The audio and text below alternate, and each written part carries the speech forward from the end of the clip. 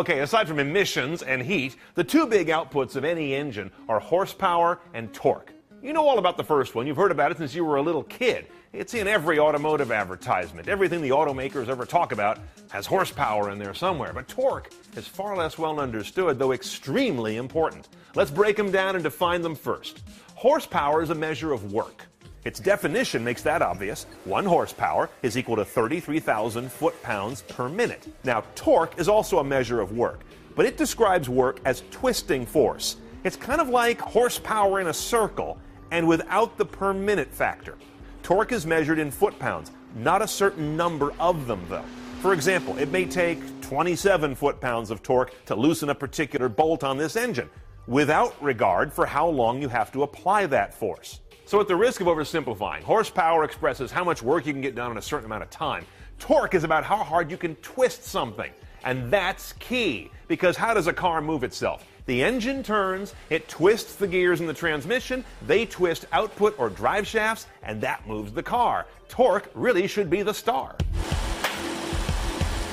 Okay, seriously, let me show you on some charts how horsepower and torque work. I promise you won't fall asleep. Now, these are charts from cars that have been put on dynamometers, basically treadmills for cars. You've seen these. Our partners over at Edmunds do a lot of this kind of testing and gave us this data, and it's very instructive. Here's a 2011 Ford Mustang. Here's how the chart works. On the left, you've got your vertical axis of either foot-pounds of torque or amount of horsepower.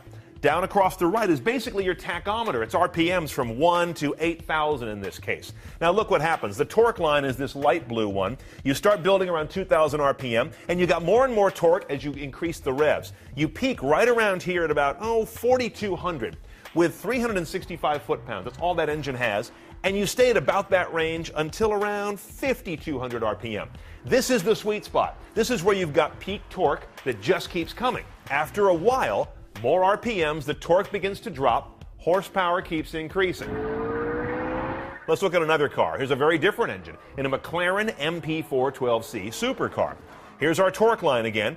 Builds gradually, and then notice at about 4,200 all the way out to about 6,200, this guy stays flat and right about at the peak amount of torque, around 415 foot-pounds. This is a wider, what they call fatter torque band. You've got more RPMs where you have full torque from the engine. Mercedes-Benz S63, instructive because this is a twin-turbo V8. Look what happens with turbos. This is the torque line. It's out of hand. It peaks really fast, and it stays broad, chunky, and 611 foot-pounds of torque. That's a lot, by the way, for a very long time before it begins to degrade. And finally, a very different car, a Scion FRS.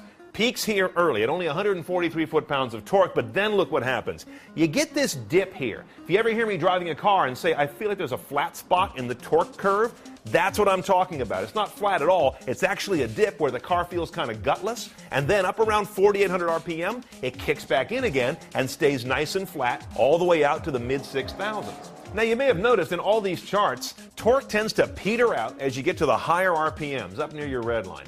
That's because the engine is less able to breathe efficiently there. Secondly, notice that horsepower keeps climbing even after torque drops off. Why is that? It seems like it's two engines doing different things. Well, even as torque drops off, the RPMs keep climbing, and horsepower is largely a product of RPMs times torque. So we can put those two together and keep that horsepower line moving up because torque is dropping, but only modestly, as RPMs go up in a linear fashion. Okay, I hope you've got a better understanding now of horsepower, torque, the relationship, and how they impact the driving experience of a car. Also note, when we do our car videos, I'll show you those two numbers, and horsepower is usually the bigger, torque is often the smaller, unless that car has a turbo or a supercharger, which artificially puts more in the engine and allows the torque to come higher or as high as the horsepower. That gives you another clue as to what that car is going to be like to drive.